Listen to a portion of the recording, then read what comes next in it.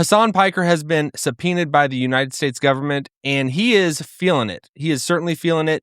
Political streamer and commentator Hasan Piker has been subpoenaed by the U.S. Treasury Department as part of a federal investigation into whether U.S. activists violated sanctions and laws during a March 2026 trip to Cuba. The investigation and resulting subpoenas cover multiple angles. The Cuba trip. Federal authorities are investigating whether participants illegally coordinated logistics, spent money on restricted transactions, or stayed at hotels on the U.S. State Department's restricted list while providing aid to Cuba. So he's already kind of shifted it, and he said, no, Nick Shirley did the same thing that I did. I haven't... All right, we're going to get all of this, but you can see, we're going to actually, the clip that I've seen about Hasan, he is visibly shaken, which, I mean, anybody would be. Hasan Piker acknowledges he may be in serious trouble now that the U.S. government is investigating his ties to foreign governments. This is becoming common for a lot of political streamers and podcasters. And I'm not going to lie to you guys. It's not great. The news is not great. Okay. I mean, it's bullshit, but still not great that, they're after your boy. They're up my ass.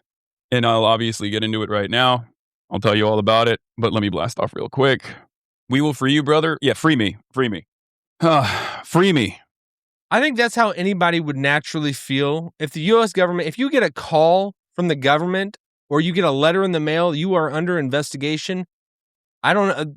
Anybody is going to feel like that. And I think that for him, I think a long time coming that people have felt like the things that he said, but this is in regard to specific ties to a foreign adversary with Cuba. And I think a lot of political streamers, a lot of influencers out there it seems like they're getting in the mush, in the mud with all these foreign governments that we have, we're not in lockstep or line with as the U.S. government. So this is like, you almost got to put this on. This is like next level, as it's a serious situation. If you're going to be for America, you're going to speak freedom of speech. You care about American values. This is where I think you almost has to be drawing the line. If we're keeping everything in house and we can throw mud at each other inside here and say all nasty stuff, which is under the banner of freedom of speech, it's like when you cross that line, you start wanting to help foreign adversaries subvert the U.S. government. That's where for me, it draws it's like you're going too far. And I think that is the seriousness that a lot of people that I don't even want to really say in this same vein, but they're out there that seem like they're having ties with the Iranian government, with Middle Eastern countries, with Russia. That's why it was such a serious allegation with Russia with Donald Trump, saying for all those, that whole first term that he had, he was under investigation of he was colluding with Russia. He worked with Putin to put him in office. And it came to nothing. And it's like, but then people they don't remember really the correction of what actually went down. It's the allegation, the false allegation that's going on. He's not being accused of anything as far as I can tell. He hasn't so it's like this could come to nothing. And I honestly, and to be honest, I don't want to ill on anyone, even if it's Hasan Piker and he says evil things at times, and I disagree strongly. I don't necessarily want him to go to prison. I know Nick Fuentes was calling for him. He said because he said that Hasan Piker set the precedent that you want people that speak up against Jewish people or that are anti-Jewish, that he didn't come to their side. I don't care. I think we need to be above that. No matter if you want eye for an eye, you want to repay someone. I'm not like that. And I think a lot of our government, which is a wonderful thing, it can kind of scare you and it keeps you in check. I think that's why they do the whole tax system like this. We're going to keep you honest. What do you owe us? Pay us what you owe us. Even though we know, pay us what you owe us. We'll see if you're telling the truth. It's like our government, they do it out of fear. They want to keep you in fear and check because they can bring the hammer down. But I see a lot of times they don't bring the hammer down. There's so many people that are out there. Then it's then we're just living in this injustice, government system, and I get that point as well. God has given people, humanity in general, one of the laws that he gave the people was set up governments, set up forms of justice, institutions that you can carry out justice to. If someone murders someone, they're supposed to be put to death. If someone, that's why there's all these laws. Like that's like the one that is spelled out for all humanity. It is someone murders. If you allow a murderer to go on and continue living, that's like letting like that's like not atoning for the blood that has been spilled on the land.